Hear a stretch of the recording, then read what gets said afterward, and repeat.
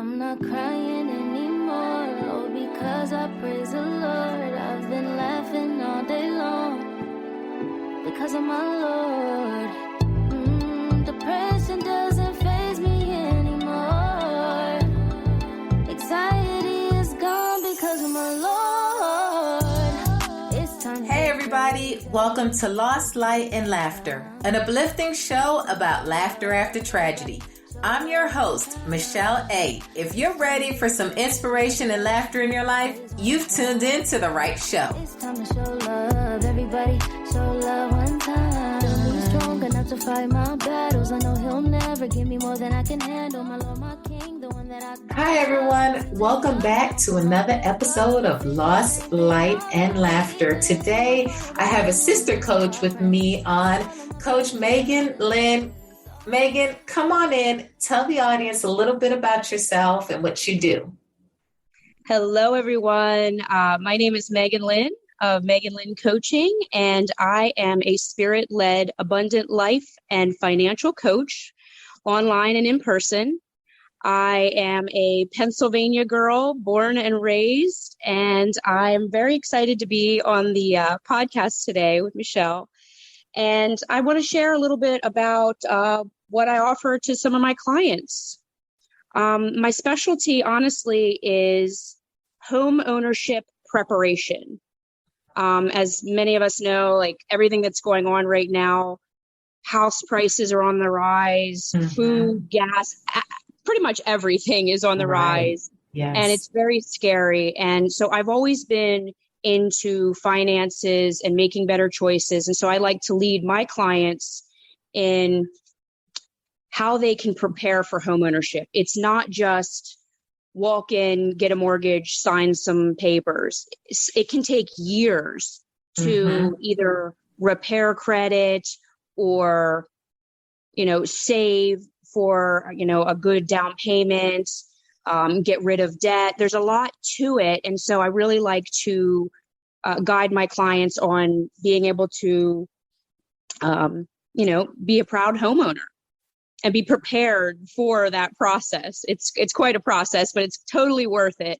And especially now in our current economic times, it's never been more important to really be prepared and make good financial choices. Amen. That's right. Well, Coach, as you know, the name of this show is called Lost Light and Laughter. Tell the audience about a significant loss that you experienced in your life. I think the most influential loss I had in my life is honestly the loss of my grandparents. I had both of my grandparents. My grandpa died unexpectedly, a little bit early from complications from a surgery. I was 13 at the time.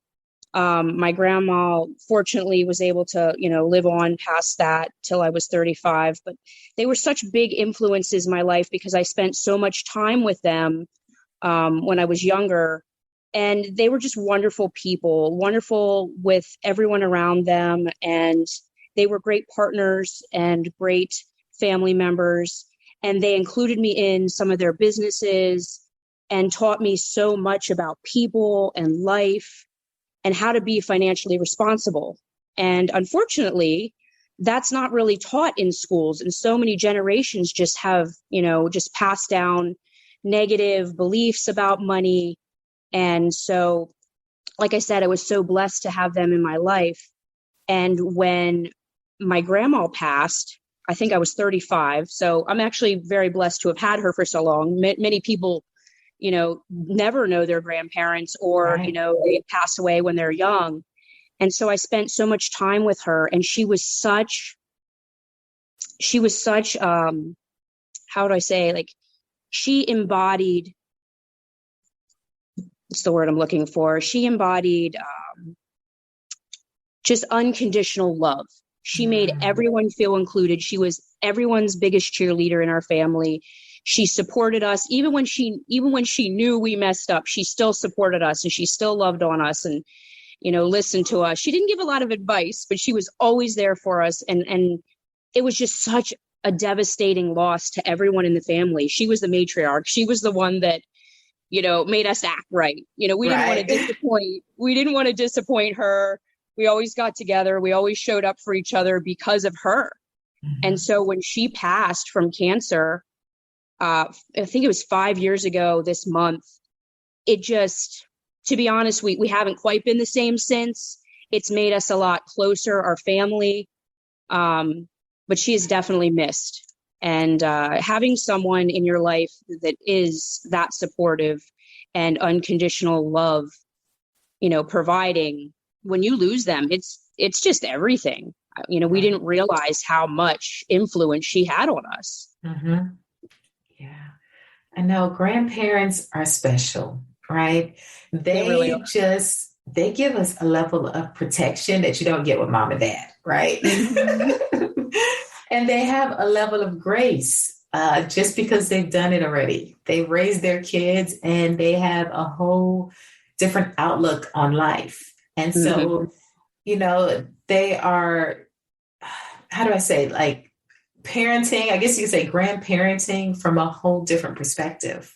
Right. And they've seen the cycle of life and how things work. And for them to be in your life, to be able to share and impart that wisdom, it is absolutely beautiful. I don't think people understand the value of grandparents. And I have a girlfriend, and we talk about this all the time because we are in states that are far away. Our families are up north, and I'm actually in Texas right now.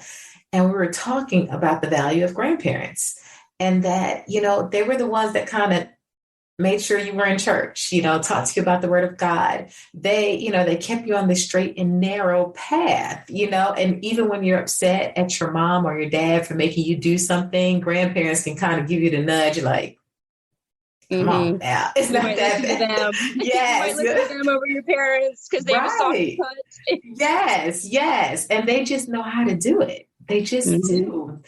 And so grandparents are so valuable. And I don't even know if this generation actually understands the wealth of knowledge that they have because they've seen it all, especially if you're a particular age, they know how to stretch $1. Matter of fact, they know how to stretch a dime. Okay. Absolutely. And that's something that I feel like this generation, sometimes they'll miss just because they're going so quickly, and they don't really see the value in the people that are in front of them sometimes until it's too late.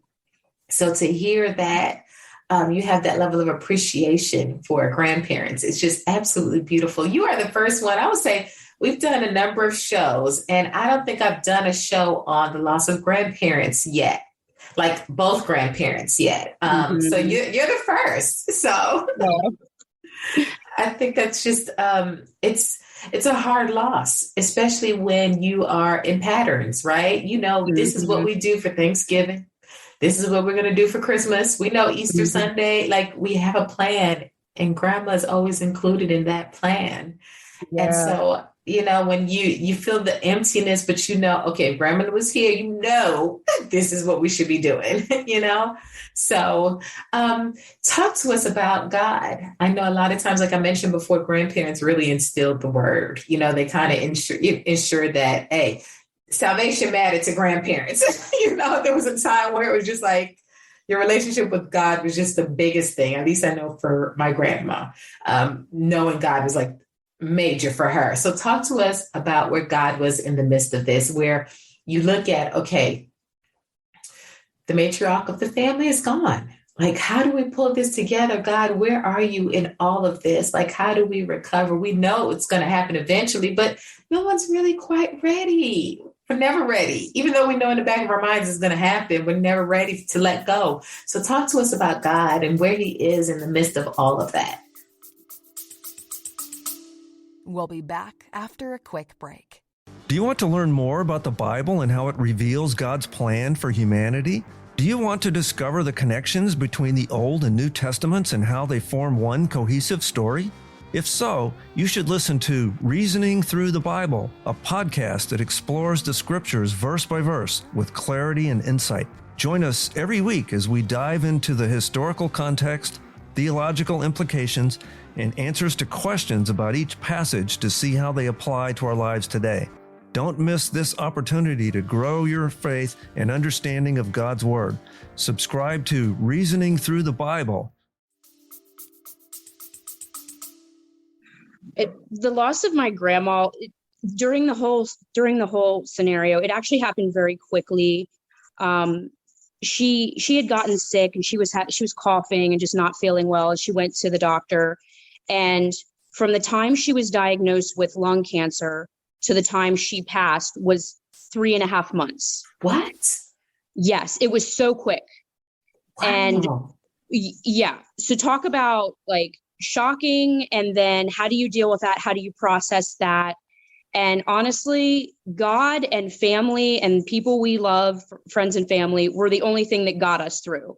Mm-hmm. Because what is that, 100 days? I mean, it was so quick. And so just having faith, having family, really focusing on what's important, and everything else fell away. And there's not much left after, love and God and family and really the important things.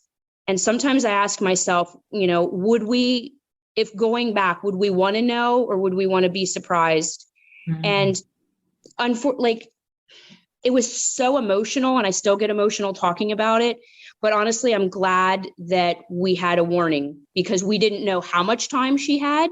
Right. So we were able to, with the warning, we were able to, sit and pray and spend time together and say the things that we needed to say. And, like I said, really focus on the important things in life. Yeah. Yeah. That's a hard thing. Like, it's going to happen, but you don't know when. And it makes that time with them that much more valuable. Absolutely. There's never enough time with people we love, no matter what. No. You could have 100 years with someone, right, if you're blessed and lucky, and it's still not enough time. Right. So like I said, it just, as far as God and everything goes, it was one of the only things that got us through: prayer, faith, family, unconditional love, support, again, the things that really matter in life when it comes down to it. Yeah. Let me ask you this. Do you have something special that you and maybe your family do to really honor and celebrate your grandma? Like, I don't know if she had a particular thing that she just loved doing that you guys still do in reference and just honor to her. She loved family dinners. That she loved holidays. She loved cooking. She loved sitting around the table for hours after we were even done eating and laughing and talking about, I love to make my grandma laugh. She loved to make me, she made everyone laugh. Yeah. And she put up with our stuff, and she was just amazing. So yeah, it was always family dinners and just really spending quality time together, making each other laugh, talking about, good times. And so we've tried to continue the tradition of family dinners and spending quality time together to honor her and to honor each other. Awesome. Amen. That's awesome. Listen, tell us about the laughter, because you mentioned that you love making her laugh and she made everyone laugh. Tell us a funny story. I mean, because I'm pretty sure, like, whenever y'all get together, you're like, you remember when grandma said this? Oh my God.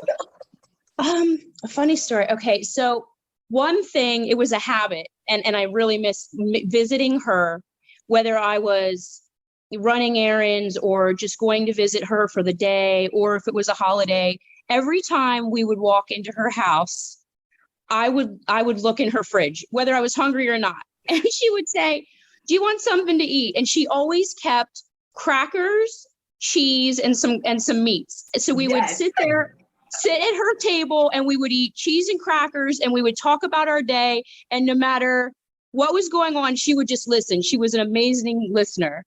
And so we would sit at her table, eat cheese and crackers, and make each other laugh. And one time I found what I bought. I had just bought a house several years ago, and I found a mouse in my house. Uh-huh. And I was busy chasing this mouse around because I didn't want to kill it. It was only one. It was a little baby.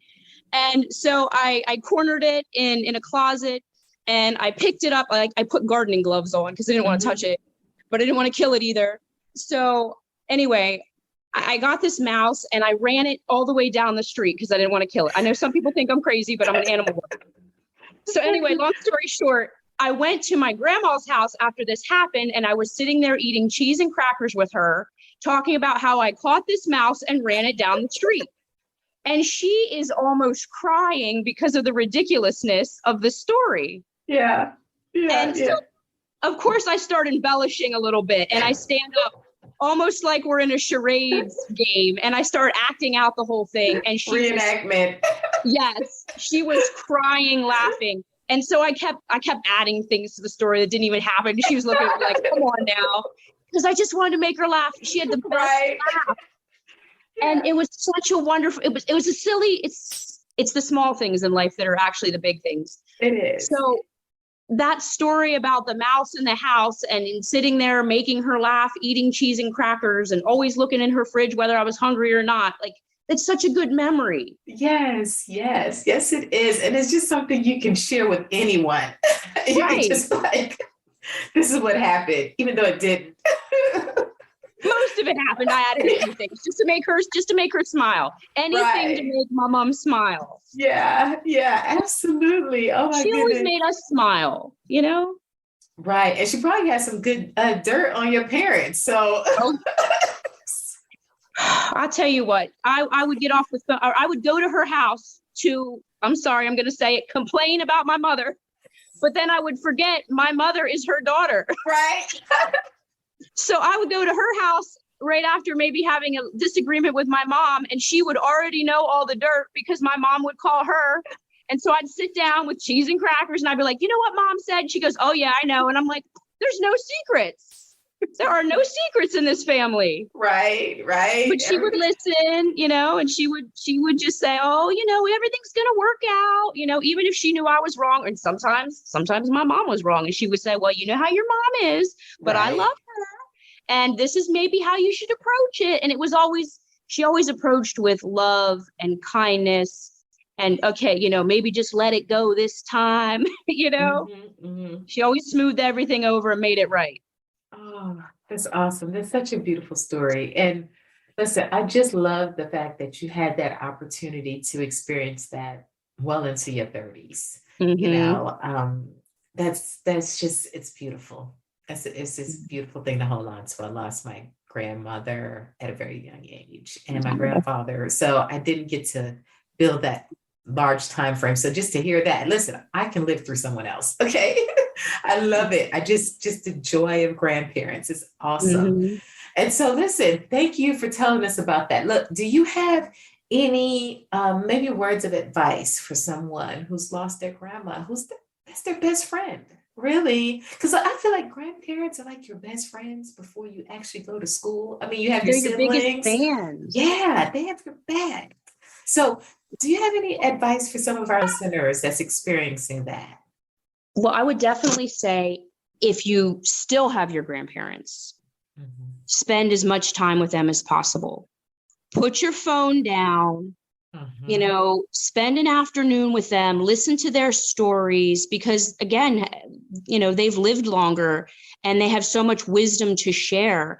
And if they've already passed, then maybe honor their memory by doing their favorite activity or making their favorite meal or following maybe some advice they gave. Right. You know what I mean? Honor them. And maybe, you know, if they were such an influence on you, honor them by maybe following in their positive footsteps.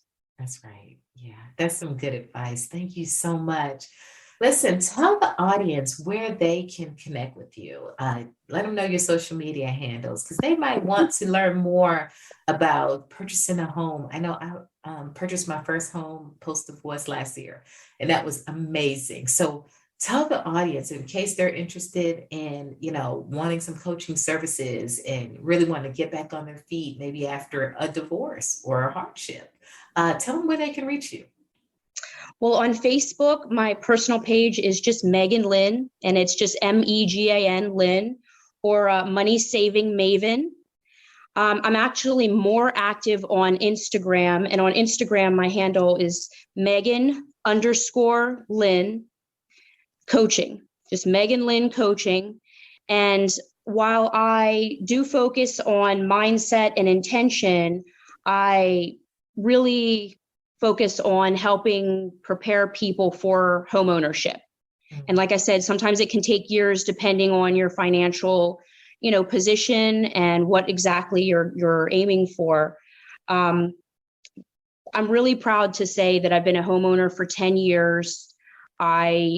Because of my grandparents, they were so good with finances and they taught me so much about that. They included me in their business. My grandparents tracked and budgeted everything they spent, everything all their income, and they included me in that and taught me. So they were so influential. So I like to help my clients to be able to understand financial tracking, the importance of a budget, discipline, how they can become homeowners and the process. And so because I had that early influence in my mid-20s, I decided, okay, I'm tired of paying increasing rent costs.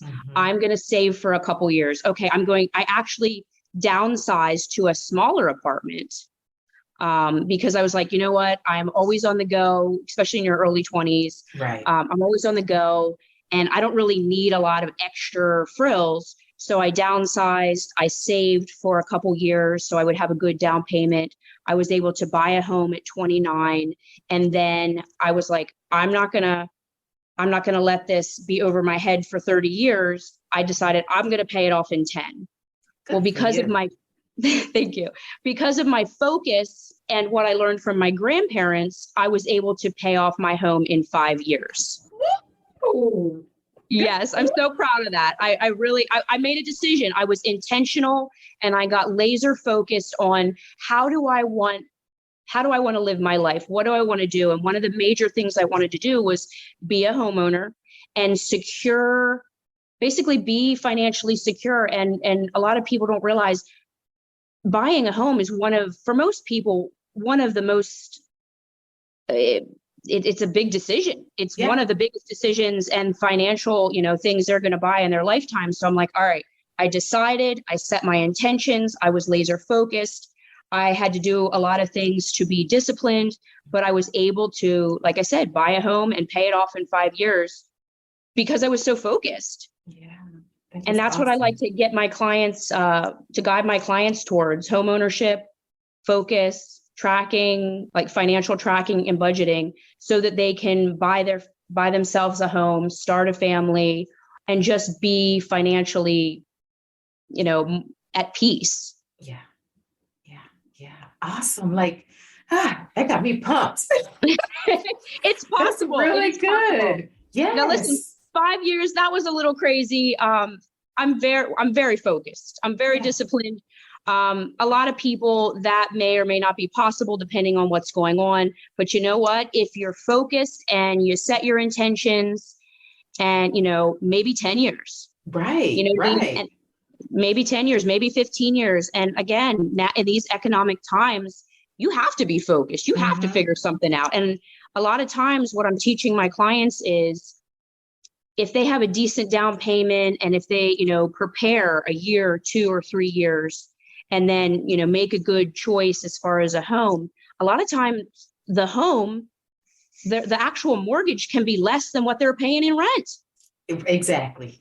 And then they're sowing into their future, their family's future, their children's future, building equity, security. Yeah. Yes. Security, which we can all use more of: peace and security, to protect your family and yourself. Absolutely. Man, that's awesome. Listen, audience, you heard it. Okay. This coach is the real deal. All right. So if you are listening to this podcast and you can relate, I want you to download and share. Okay. And then contact Coach Megan Lynn. Come on, contact her, get your money right, own a home, and pay it off. All right. So I want to thank you again, Coach Megan, for coming on and just blessing our podcast and talking about your grandparents and about your coaching business. This concludes our episode of Lost, Light, and Laughter. Thank you. Everybody show love one time. It's time. time to give praise. Everybody, give praise one time. Yeah, it's time to show love. Everybody, show love one time.